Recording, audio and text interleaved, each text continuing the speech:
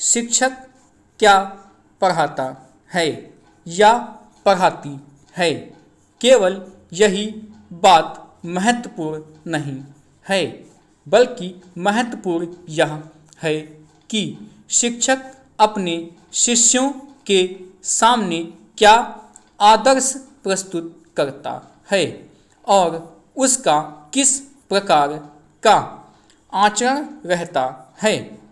बच्चों के विकास पर इसका गहरा प्रभाव पड़ता है, क्योंकि वे अपने शिक्षकों का अनुकरण करते हैं, उनसे प्रेरणा लेते हैं। इस प्रकार शिक्षक के ऊपर बहुत बड़ी जिम्मेदारी आ जाती है। इस जिम्मेदारी को पूरी तरह निभाने के लिए शिक्षक को हमेशा फूंक फूंक कर कदम रखना चाहिए और अपने आचरण पर भी ध्यान रखना चाहिए।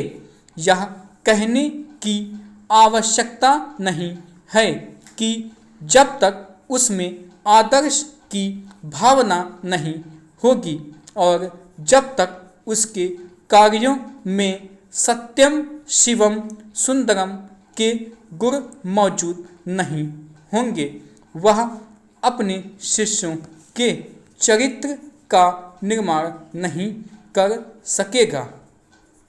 हम इस बात को जानते हैं कि शिक्षकों को कितनी कठिन स्थितियों में अपना कार्य करना होता है।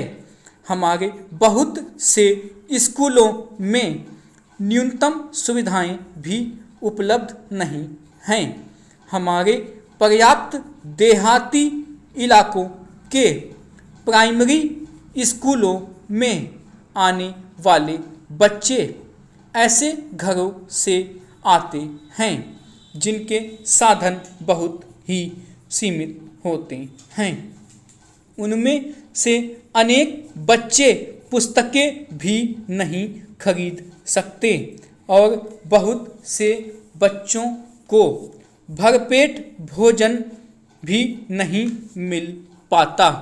सरकार स्कूलों को इस बात की सुविधा दे रही है कि बच्चों को स्कूलों में अपना नाम लिखवाने के लिए प्रेरित किया जा सके, परंतु केवल नाम ही लिखवाना काफ़ी नहीं है।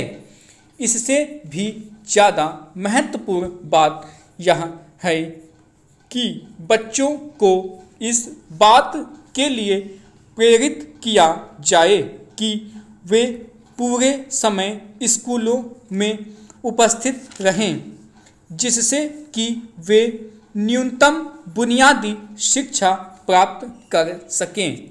माताओं पिताओं के लिए भी प्रेरणा की ज़रूरत है, जिससे कि वे अपने बच्चों को स्कूलों में भेजें और उन्हें वहाँ आवश्यक अवधि तक रहने दें। सरकार जो कुछ कर रही है उसके लिए ज़रूरी है कि समाज भी अपने साधनों का उपयोग करके इस काम में सहायता करे।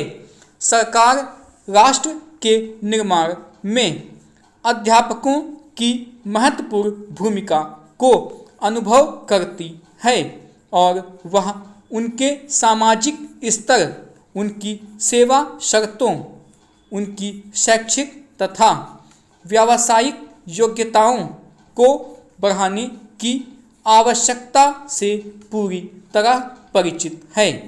इसीलिए शिक्षकों के लिए राष्ट्रीय आयोग की नियुक्ति की गई है, जिससे इस बात का पता चलता है कि सरकार उनकी आवश्यकताओं के प्रति पूरी तरह जागरूक है।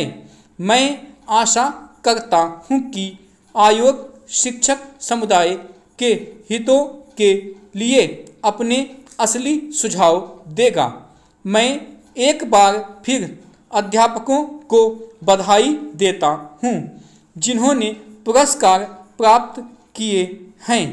हम भारत में आपकी यात्रा का इंतजार कर रहे थे।